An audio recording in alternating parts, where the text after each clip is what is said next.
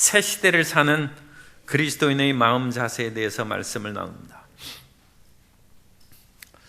오늘은 71주년 제헌절인데 쉬는 날이 아니어서 제헌절인지 아닌지도 잘 기억을 못합니다. 헌법도 바뀌고 제헌절이 공휴일인 것도 바뀌는 것처럼 세상은 변한 것입니다. 그리고 변화된 세상에 우리가 어떻게 대처해야 될지 그것을 우리가 생각해야 됩니다. 세상이 바뀌면 변하는 그 세상 속에서 이렇게 저렇게 살아가는 것은 그 사람에 따라서 선택할 수 있는 사항이 될 수 있습니다. 그러나 하나님께서 우리에게 변화를 주시면 우리는 하나님을 따라가야 됩니다. 하나님을 사랑한다고 하면서 하나님께서 바꾸신 것을 우리가 인정하지 못하고 주님, 나는 내 방식대로 살랍니다. 송충이는 솔잎을 먹고 살아야 되는지 나는 끝까지 내 고집대로 살겠습니다. 그러면 그건 하나님의 뜻을 어기는 것이 됩니다. 오늘 본문에 보면 하나님께서 예수 이름으로 나면서부터 걷지 못한 사람을 고치셨습니다. 그러면 하나님께서 예수 이름으로 새 일을 행하시는 것입니다. 낡은 유대인으로 성전 미문에 수십 년, 이 사람은 40세 됐어요. 언제부터 앉아 있었는지는 몰라도 나면서 걷지 못하니까 살 길이 막막하니까 20세부터 앉아 있으면 사람들은 원래 20세 전에 이제 결혼을 합니다. 유대인들이. 그러니까 성인으로서 그렇게 살아가는 것이죠. 그러니까 자기가 성인으로서 책임지고 살아갈 그 나이 때부터는 자기 생계 문제를 스스로 해결했다 그렇게 생각하면 20년을 앉아 있었어요. 그런데도 유대교로는 치료하지 않은 그 사람을 예수 이름으로 고치셨습니다. 그러면 이제 유대교가 결단을 내려야 됩니다. 우리가 낡은 유대교의 그것을 벗어버리고 예수 이름을 따를 것이냐, 아니면 예수 이름을 핍박할 것인가. 그 갈림길에서 오늘 본문은 참 불행하게도 예수 이름을 전하지 말라는 것으로 유대교의 최고 회의 기관인 산헤드린 공회에서 그렇게 결정을 내립니다. 그래서 시대를 앞서가지는 못할 망정 그 하나님의 변화에 따라가야 되는데 하나님의 변화에 부응하지 못하고 순종하지 못하는 그 모습을 보여주고 있습니다. 오늘 우리는 우리 가운데 하나님께서 어떤 변화를 요구하시면 하나님께 순종하고 주님의 길로 가는 부드러운 마음을 가진 자녀가 되어야 될 줄로 믿습니다. 엊그제도 무슨 그 방송에 들으니까 그렇게 착하던 아이가 지금 사춘기 돼서 엄마를 속을 많이 썩이는데 사춘기 빨리 지나가면 좋겠다고 그렇게 방송하는 것을 제가 들었습니다. 거역하지 말고 부드럽고 순종하는 하나님의 자녀가 되어야 될 줄로 믿습니다. 그래서 이 13절에 보면 베드로와 요한이 담대하게 말함을 보고 그들을 본래 학문 없는 범인으로 알았다고. 베드로와 요한은 학문이 없죠. 베드로와 요한이 독학했을지는 몰라도 어쨌든 베드로는 뭐 별로 공부한 것 같지는 않습니다. 그리고 이 공부하지 않았다는 것은 유대인들에게 있어서는 랍비 교육을 안 받으면 공부 안 한 것입니다. 그래서 자기 혼자 독학한 것은 인정하지 않고 어떤 훌륭한 랍비 밑에서 공부를 하여서 그 랍비가 그 사람을 인정해 주면 그 사람은 일에 가르칠 수 있는 자격이 생긴 것이죠. 그럼으로써 당시의 사람들은 아무개 랍비 이름으로 내가 이 배운 것을 너희에게 전한다 그렇게 얘기를 합니다. 그런데 예수님께서도 랍비 교육을 안 받으셨어요. 그래서 예수님께서 말씀을 증거하시자 이분도 배운 것이 없는데 어찌 말을 하는가. 그래서 요한복음 7장 14절 이하에 보면 이미 명절의 중간이 되어 예수께서 성전에 올라가사 가르치시니 유대인들이 놀랍게 여겨 이르되 이 사람은 배우지 아니하였거늘 어떻게 글을 아느냐 하니 예수께서 대답하여 이르시되 내 교훈은 내 것이 아니오 나를 보내신 이의 것이니라. 그러니까 유대인들은 유대교라는 그런 틀 안에서 갇혀서 사람들이 공부하고 가르치는 것도 그 틀 안에서 가르치는 것만을 인정했다는 것이죠. 그래서 그 랍비 교육을 받지 않은 사람은 무식한 사람이고 배우지 않는 사람이고 우리는 그 사람의 말에 귀를 기울여서는 안 된다는 그런 생각을 하고 있는 것입니다. 그러나 예수님께서는 나의 가르침은 너희 그런 세상 사람들의 가르침이 아니라 하나님 아버지께로부터 들은 것이다. 그것을 얘기하고 예수님께서는 마태복음에서도 많이 말씀하시죠. 산상수훈에서 옛사람이 말한 바 이렇게 얘기를 하지만 나는 너희에게 이르노니 원수를 사랑하라. 옛사람은 원수를 미워하라고 가르쳤어요. 그리고 모세율법에는 동태복수법을 얘기합니다. 눈에는 눈으로, 이에는 이로 그 사람을 대하라는 거죠. 그 이상을 하면 안 돼. 그러나 그 사람이 당한 만큼 다른 사람에게 갚아주는 것은 그것은 합당하다고 했지만 예수님께서는 원수를 사랑하라. 예수님의 이 가르침은 유대교의 그런 가르침과 다르고 예수님의 말씀이 진리입니다. 그러면 진리를 따라야죠. 그런데 이제 유대인들은 거기에서 갈등을 하는 것입니다. 유대교를 따를 것인가, 진리를 따를 것인가. 베드로와 요한도 본래 학문이 없는 사람들이었고 랍비 교육을 받지 않았지만 성령이 임하시면 성령께서 지혜를 주신다고 성경에 말씀하고 있습니다. 요한복음 14장 26절에 보면 보혜사 곧 아버지께서 내 이름으로 보내실 성령 그가 너희에게 모든 것을 가르치고 내가 너희에게 말한 모든 것을 생각나게 하리라. 성령이 오시면 우리에게 새로운 깨달음이 있고 새로운 지식이 임하고 이 세상을 보는 새로운 눈이 열린다는 것입니다. 고린도전서 2장 13절 우리가 이것을 말하거니와 사람의 지혜가 가르친 말로 아니하고 오직 성령께서 가르치신 것으로 하니 영적인 일은 영적으로 분별하느니라. 그런데 이 베드로와 요한이 하는 말을 들어보니까 이상하고 참 놀랍게 여겼다고 했습니다.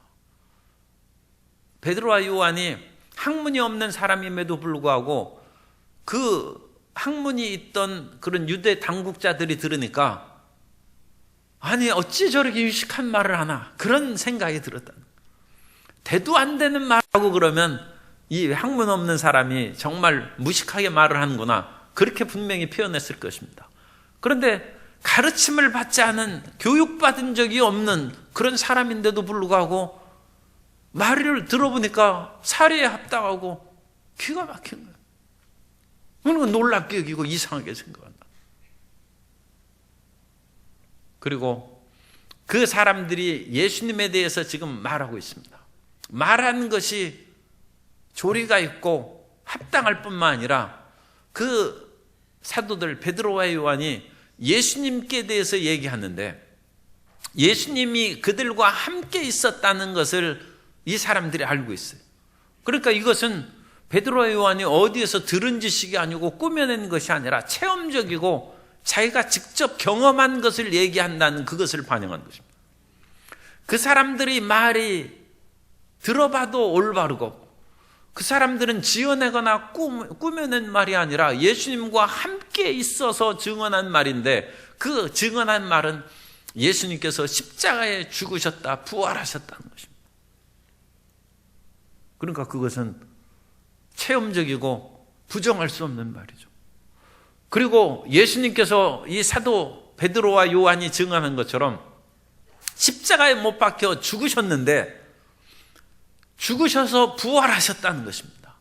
부활한 것을 베드로와 요한은 보았다고 얘기하는데 유대 당국자들은 못 봤지 않습니까? 그래서 그것은 믿을 수 없다 그렇게 이제 주장할 수 있는데 그 부활하신 예수님께서 하늘 보좌에 가셔서 약속하신 성령을 보내주셨다는 것입니다.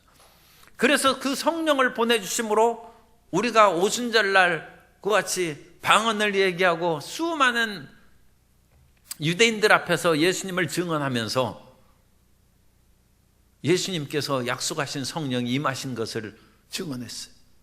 그리고 나서 그 예수 이름으로 성전에서 앉아있는 나면서부터 걷지 못한 사람을 일으켰다는 거죠. 예수 이름의 능력이 나타난 것이죠. 그리고 능력의 그 증거가 그 고침받은 사람이 그 옆에 서 있는 것입니다. 여기에서 이제 전도의 그 세 가지 모습을 볼 수 있습니다. 우리가 전도할 때 다른 사람이 듣기에 이치에 맞아야 돼. 저 배우지도 않고 무식한 사람인데도 불구하고 어찌 저렇게 말이 올바르고 합당한지 놀랍게 여기고 이상하게 생기다. 그것은 유식한 사람으로 얘기한다는 것이죠. 그래서 우리의 말은 항상 그것이, 하나님께서는 우리에게 이성과 모든 것을 바르게 판단할 수 있는 능력을 주셨으니까 그렇게 전할 수 있도록 준비해야 되고, 또 전도의 그런 모든 것들을 잘 말을, 나는 말주변이 없다는 사람은 옛날에는 사형리가 CCC에 있었어요.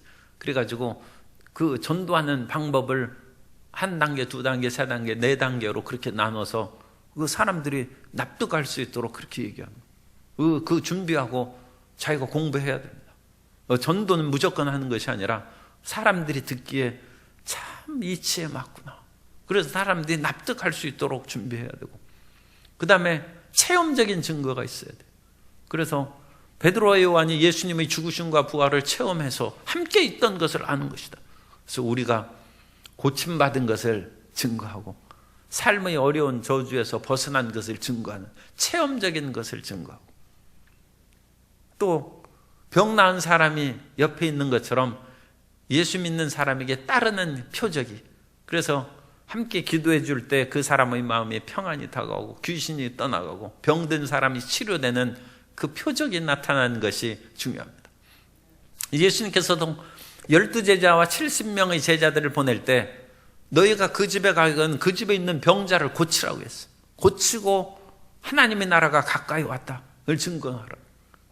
그 주님께서 믿음으로 전진할 때 우리에게 표적을 허락하여 주실 줄 믿습니다. 믿는 자들에게는 이런 표적이 따르니 저희가 내 이름으로 귀신을 쫓아내고 새 방언을 말하고 뱀을 잡으며 무슨 독을 마실지라도 해를 입지 아니하고 병든 사람에게 손을 얹은즉 낫는다. 그 표적은 주님께서 주신 것이죠. 그래서 우리가 믿음으로 나아가면 주님께서 그 사람을 구원하실 그런 하나님의 뜻이 있을 때 그 자리에서 고쳐주시고, 또 다른 그런 뜻이 있다면 또 다른 기회에 그렇게 역사하시는 것입니다. 그래서 우리가 예수님의 말씀을 증거할 것을 우리 마음 가운데 잘 정리하고 있어야 되고, 예수님에 대한 그런 증거를 우리 자신이 먼저 경험하고 체험한 확신이 있어야 되고, 또 주님께서 그때마다 따르는 표적을 주시면 하나님의 위대한 역사가 이루어지는 것입니다. 그래서 이 예수님의 제자들 사도로 그 베드로와 요한이 증거하는 것을 보니까 이 사람들은 사실 굉장히 유식한 사람들이죠.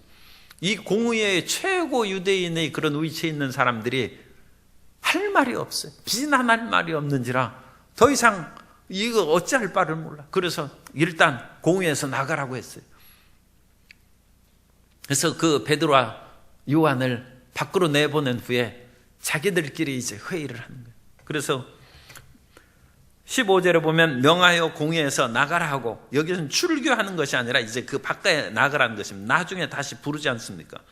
그러니까 나가라 하고 자기들끼리 회의하는데 16절 이하에 보면 유명한 표적이 나타난 것이 예루살렘에 사는 모든 사람에게 알려졌으니, 그러니까 이 놀라운 기적이 일어난 것을 이 사람들이 부정할 수 없다는 것이죠. 이건 분명하고 명백한 사실로 성전 미문에 앉아있던 그 모든 사람들을, 그 성전에 드나든 사람들이 다 아는데 어찌 부정하겠습니까?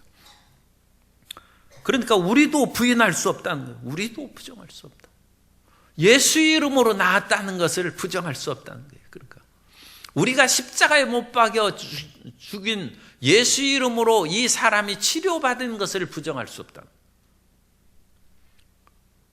그러면 이 예수 이름이 하나님의 권세를 드러내는 것이고 치료의 은혜를 나타내는 것이다. 그러면 예수님 믿어야죠. 예수님을 믿어야 고침받고 살 길이 열릴 거 아닙니까? 거기에서 이제 유대교 당국자들이 생각하는 것입니다. 우리가 예수님을 죽였는데 예수님을 믿는다는 것이 그게 말이 되느냐? 아마 이 안에서 다른 사람이 또 얘기했을 거예요. 지금 회의에서 수많은 얘기가 오고 갔겠죠. 우리가 이제 손들고 항복하고 베드로와 요한 보고 우리를 예수님께 인도하라. 우리도 예수님을 믿겠다. 그러면 유대교가 무너지지 않겠느냐? 그런데 유대교가 무너지면 예수님께서는 안식일도 어기고 여러 가지 우리의 율법적인 것을 어겼는데 그것을 인하여 십자가에 못 박은 것이죠. 그러면 유대인들이 그 당시 주장하는 두 가지 사회적인 그런 큰 제도가 할례와 안식일을 지키는 것입니다. 그런데 예수님께서 안식일을 어기고 그랬는데 그러면 유대교가 무너지면 우리 민족의 정체성이 사라지고 우리는 세계 속에서 사라져버릴 그런 민족이 되지 않겠느냐. 그러니까 유대교를 우리는 끝까지 붙잡아야 되는데 유대교를 붙잡으려면 예수님을 핍박하는 수밖에 없다. 그래서 이제 결론이 예수 이름을 전하지 말라. 그래서 17절에 이것이 민간에 더 퍼지지 못하게 그들을 위협하여 이후에는 이 이름으로 아무에게도 말하지 말게 하자 하고 자기들끼리 수없이 대화하고 아이디어를 꺼낸 후에 결론은 유대교는 고수하고 예수 이름은 막자. 그러니까 유대교인들이 진리 앞에 정직하지 못한 것입니다. 우리 교회가 하나님께 정직하라는 것인데 하나님께 정직하라는 말을 다시 다른 말로 풀이하면 진리 앞에 정직하라는 거예요. 하나님이 진리 아닙니까? 우리는 진리 앞에 정직하지 못할 때가 많이 있어요. 왜 진리 앞에 정직하지 못하냐? 아니 지금 거스름돈을 받았는데 1,000원이 더 왔어요. 그러면 그것을 1,000원을 돌려주는 것이 진리라고 얘기하면 돌려주면 1,000원 뺏기지 않습니까? 지금 1,000원이니까 이게 가볍지. 이게 1,000억이에요, 1,000억. 지금 그 세종대왕의 그런 그 한글 해례본을 어떤 사람이 움켜쥐고 자기 집에 보관하려면 보관이나 잘하지. 불에 걸려서 조금 타기도 했어요. 그런데도 안 나온다 이거예요. 1,000억 줘도 안 나온다. 그 말은 한 100억 주면 내놓을까 이제 그런. 아니 이 나라 국민인지 의심스러워요. 사람은 물질이나 권력이나 명예 앞에 정직하지 못할 수 있습니다. 진리가 있어도 자기에게 다가오는 유익을 인해서 정직하지 못해요. 왜 진리 앞에 거짓을 하는 거죠? 그 진리가 내가 곧 길이요 진리요 생명이라 예수님께서 말씀하셨는데 그게 하나님 앞에 부정직한 것이죠.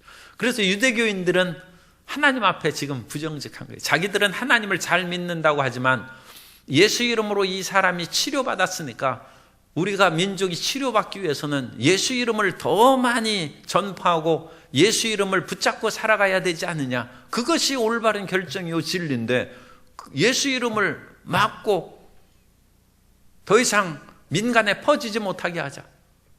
진리 앞에 부정직한 것입니다. 그러면서 그 베드로와 요한을 18절에 불러서 이제 경고하는 것이죠. 우리 삶 가운데 끊임없는 이러한 변화가 있는데 그 변화 앞에서 우리가 얼마만큼 능동적으로 그 변화를 붙잡고 대처하느냐. 그것이 우리에게 새로운 삶으로 다가오느냐 아니면 그러한 새로운 제도가 우리를 괴롭히느냐. 그 갈림길에 서 있는 것입니다. 유대인들에게 있어서도 여러 번 그와 같은 변화가 있었고 이런 변화 속에서 능동적으로 대처한 것도 있습니다. 유대인들은 원래 남북 우리가 구약에서 이스라엘 백성들로 살아갈 때 솔로몬 성전이 있었죠. 그래서 이스라엘 백성들은 솔로몬의 성전에서 기도하면 하나님의 응답이 내리고 또 혹시라도 죄를 범하였어도 이 성전을 향하여 우리가 회개하고 기도하면 하나님께서 응답하시고 그 죄를 용서해 주십시오. 그것이 솔로몬의 기도입니다. 열왕기상 8장에 나오는 성전 봉헌의 솔로몬의 기도입니다. 그래서 은혜 받고 살았어요. 그런데 이 솔로몬 성전이 이스라엘 백성들이 범죄하니까 하나님께서 견디다 못해서, 왜냐하면 죄악과 하나님과는 같이 있을 수가 없습니다.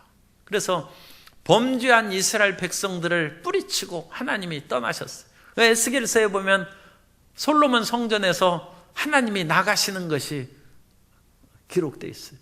하나님이 그 성전을 떠나셨어요. 더 이상 죄악의 이 백성들하고 견딜 수가 없으므로 나가자 느부갓네살 군대들이 들어와서 성전을 무너뜨렸어요. 하나님이 안 계시니까 성전은 건물에 불과한 것이죠. 그래서 성전이 없어졌어요. 성전이 없어진 후에 이 이스라엘 백성들이 어떻게 살아갑니까? 그래서 그 당시 선지자와 랍비들이 그같이 출연하면서 가르치는 것이, 성전은 못 질지라도 회당을 지어서 그 속에서 하나님의 말씀을 공부하자. 그러면 말씀 가운데 은혜를 주실 것이다. 그래서 회당이 생긴 거예요. 그리고 회당은 안식일 날 다 모여가지고 성경을 읽는 것입니다.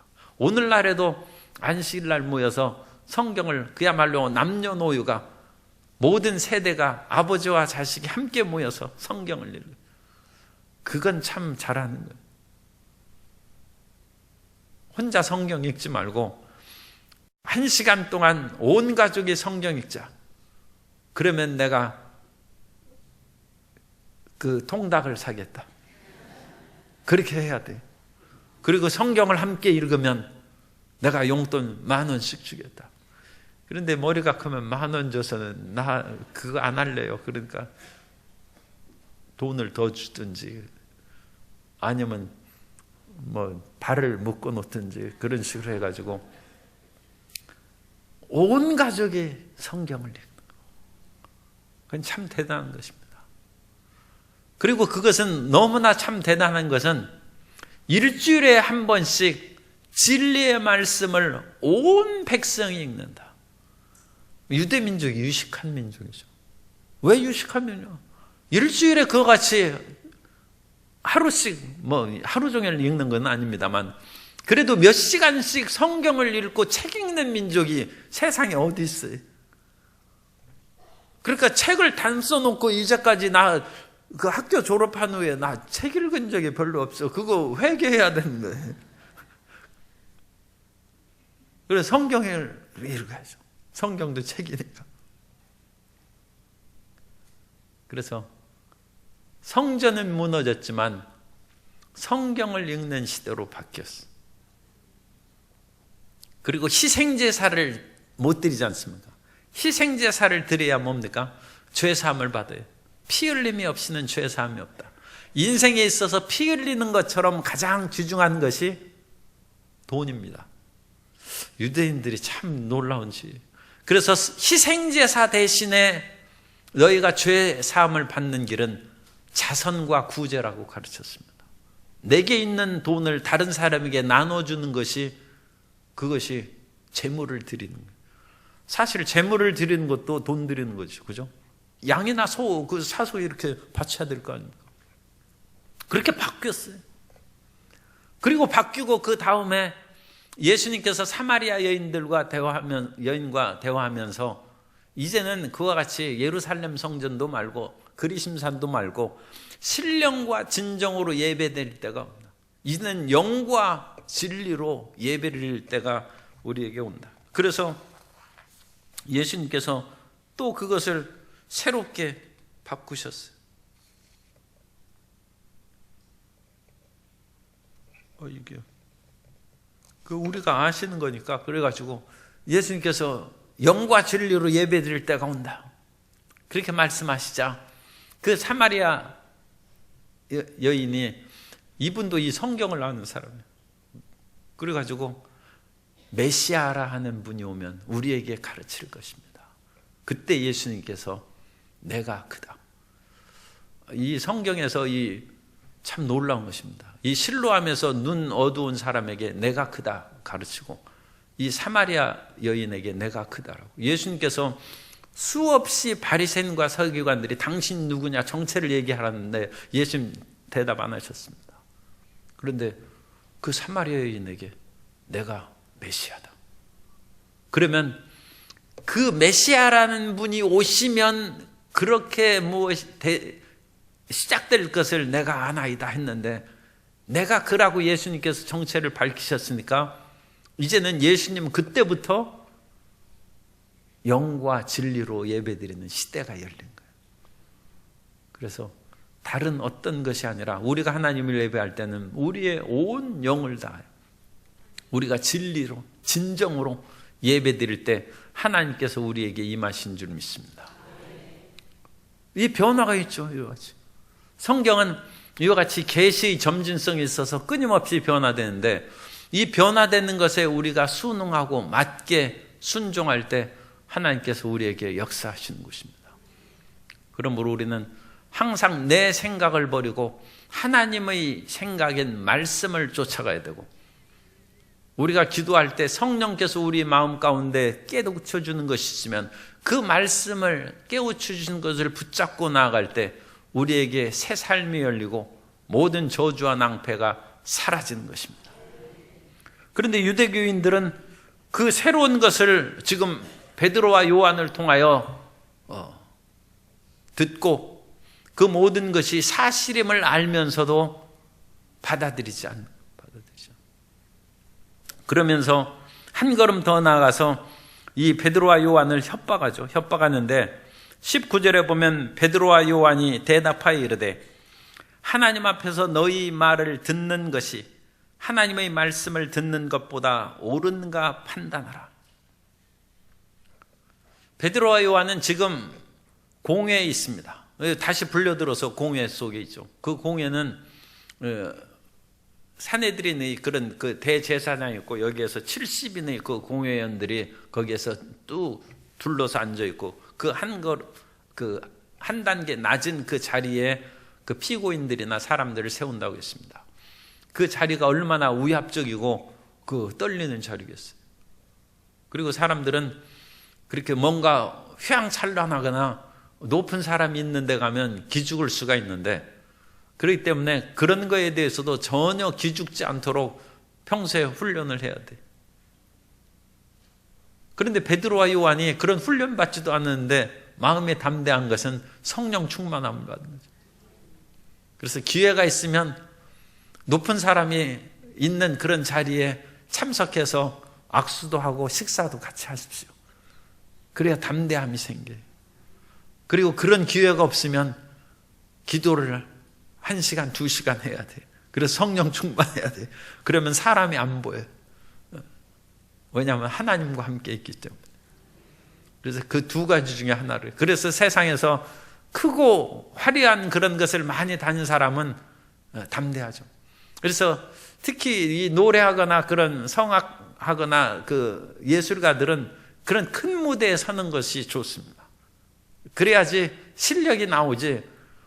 꼭 10사람 앞에서 항상 연습하다가 그야말로 여의도 순복음교회 거기에서는 10,000명이 앉아 있으면 그냥 기죽어서 목소리가 안 나와요. 그럼 되겠어요? 큰 무대에서. 그런데 가장 큰 무대는 하나님 앞에서 서는 거예요. 그리고 하나님의 현존을 생각하면서 그 코람데오입니다. 코람데오. 하나님 앞에서 이 코람데오.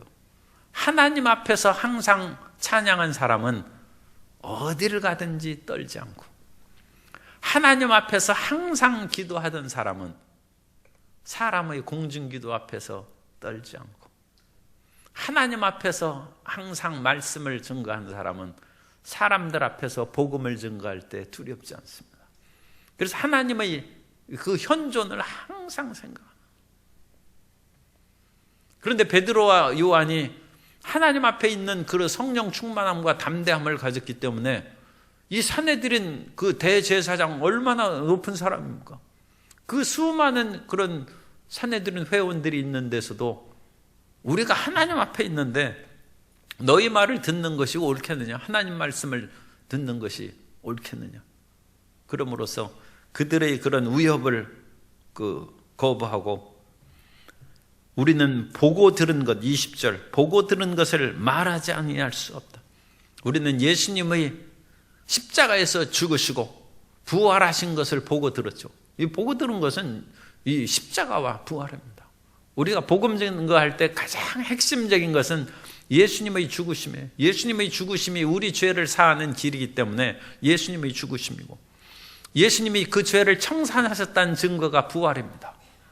그래서 죽음과 십자가와 부활을 증거하는 것입니다. 그리고 한 가지 더 우리가 얘기하는 것은, 그러므로 성령이 우리에게 오셨다.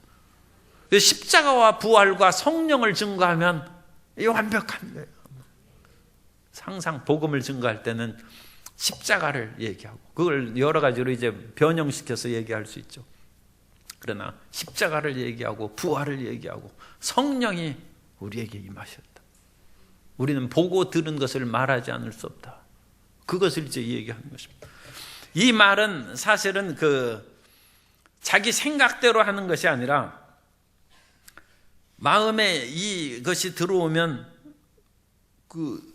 전하지 않으면 견딜 수가 없는 것이죠.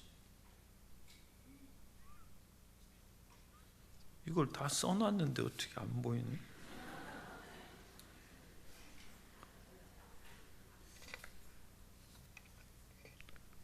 그래서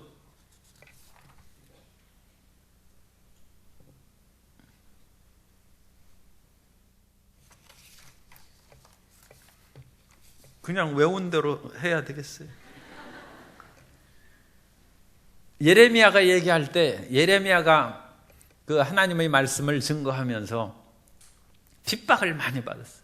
왜냐하면 예레미야는 백성들에게 너희 불순종으로 말미암아 적군이 지금 침략한다는 것입니다. 그러므로 적군에게 항복하라는 것입니다. 그러니까 그 당시 그것을 듣는 사람들은 지금 바벨론이 침략이 임박해 오는데 적군에게 항복하라는 것은, 이건 무슨 매국노죠. 친바벨론파죠. 오늘 이 아주 얘기하기가 좋은 비유가 있지만 그건 또 정치적인 사안이 돼서 얘기하기가 어렵습니다만, 아니 바벨론이 쳐들어오는데 바벨론한테 항복하라는 말이 되겠어요. 그러니까 이 예레미야가 핍박을 많이 받았어요. 그리고 너희 죄 때문에 그런 것이니까 순순히 매를 맞으라는 거예요. 적군이 침략해 오는데 그것은 너희 죄로 인한 하나님의 징계. 그러니까 예레미야는 사람을 보는 것이 아니라 이 모든 그런 바벨론이나 그런 것도 하나님이 쓰시는 도구로밖에 안 보입니다. 그래서 참 위대한 선지자죠. 어쨌든 간에 그것을 이해하지 못하는 그런 사람들에 의해서 예레미야가 핍박을 받으니까 예레미야가 너무 마음이 고통스럽고 아프니까 하나님 앞에 호소합니다. 주님, 이제는 주님께서 어떤 말씀을 주셔도 내 절대로 증거 안 합니다. 하나님이 내 입에 말씀을 넣어주셔서 나는 입 꼭 다물고 끝까지 아니할 것입니다 하면 그 말씀이 속으로 들어가서 뼛속에서 불이 붙는다. 골수에 사무친다. 그래서 말을 안 하면 견딜 수가 없어. 견딜 수가 없어. 그래서 할 수 없이 속에서 불나니까 나가가지고 막 얘기하는 거예요. 그런데 나가서 얘기하는 것은 너희 죄로 인하여 하나님이 바벨론을 들어 치는 것이고 몽둥이로 심판하시는 것인즉 순순히 하나님의 매를 맞으라. 그럼 또 핍박이다. 베드로와 요한이 보고 들은 것을 말하지 않을 수 없다. 이게 전도의 열정입니다. 이 전도는 우리가 그냥 때를 얻든지 못 얻든지 복음 전하는 게 힘써야 됩니다만, 더 유력하고 효과적인 전도는 속에서 불이 나야 돼. 전하지 않고는 견딜 수 없다. 그래서 사실 전도는 한 사람은 겨우 1년에 한 명 하지만 전도에 불이 붙은 사람은 한 달에 100명을 합니다. 왜냐하면 그 사람은 그거 전하지 않으면 못 사니까 하는 거예요. 그래가지고 자기가 또 자랑할 것도 없어요. 하나님이 속에 불을 붙여가지고 1년에 300명씩 합니다. 옛날에 아마 우리 교회에도 그런 분들이 있었을 거예요. 네. 이게 그 같은 교단이긴 합니다만 그래도 여의도 교회에서는 300명, 500명 하는 사람들이 많았어요. 1년에. 수없이. 그래서 한 사람이 한 명 데려오는 그것도 하기 어려운데, 그야말로 1년에 2명만 전도하면 내년에는 그 2배로 늘어나지 않습니까? 아니야. 2명이 아니라 1명만 데려오면 2배로, 그런데 2배로 성장을 안 한 것은 그 한 사람을 못 데려온다는 것이죠. 한 사람을. 그리고 그 한 사람은 책임질 수 있죠. 왜냐하면 그 사람 꼭 붙잡고 주일날 그냥 데려오면 되니까. 그러면 1년만 되면 2배로 성장하죠. 그런데 그게 산술적인 계산으로는 가능한데 안 되는 것은 그런 열정이 없어요. 그런데 어떤 사람은 속에 불이 붙어서 혼자 300명. 누가 시켜서 하는 것이 아니죠. 하나님이 불이 임한. 보고 들은 것을 전하지 않을. 이 지금 위협 가운데 어떤 일이 다가올지라도 이 베드로와 요한이 그렇게 얘기합니다.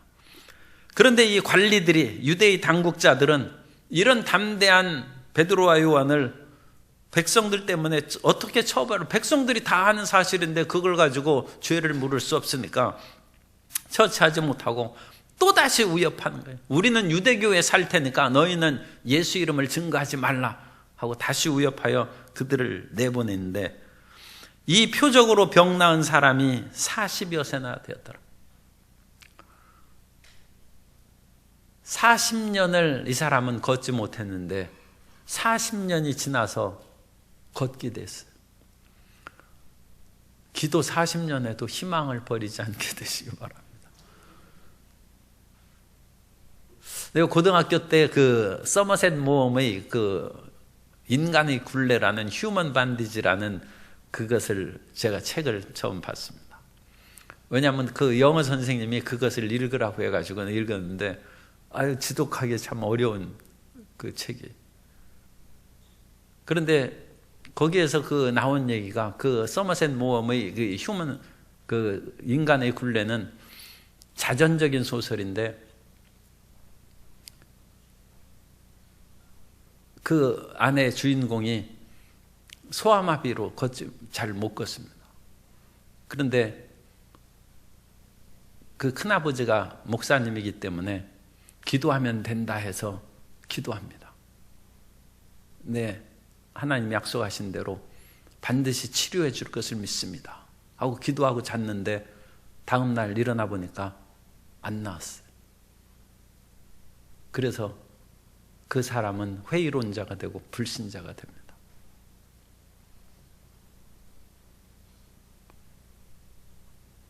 사람이 즉시에 치료받을 수도 있고 40년 후에 치료받을 수도 있고 또 이 서머셋 모험이 자기가 그 어려운 그런 상황 가운데 사니까 생각이 깊어지는 거예요. 그래서 소설가가 되는 거예요.